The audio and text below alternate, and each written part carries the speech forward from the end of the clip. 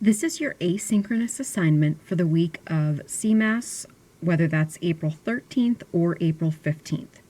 Your due now asks you to describe how you would feel if you were a passenger on one of the Titanic's lifeboats.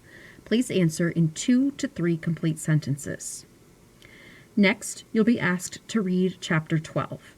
Please remember that as you read, you have several tools that are helpful to you in the Actively Learn program. For example, if you highlight a selection of text, you can hear it read aloud. In the North Atlantic.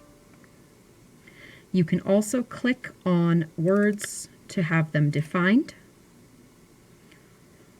or to have them translated into whatever language you speak, whether that's Spanish or whatever else that you may need.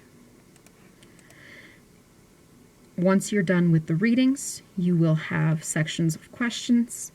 Question number 2 asks you to highlight at least 3 words or phrases that the author uses to help the reader understand the reality of the situation.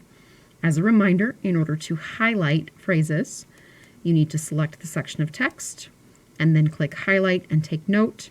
You can leave notes off to the side and then click save.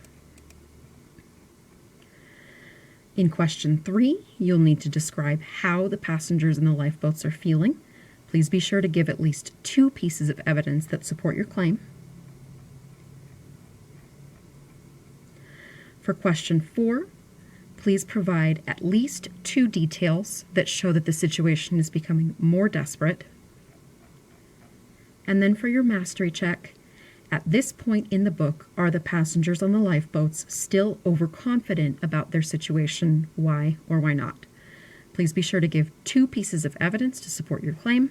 Your response should be at least 3 to 5 complete and thoughtful sentences. If you get stuck at any point, please reach out to Miss Durr, Miss LaPaglia, Miss Segrin, or Miss Kellum for help and support.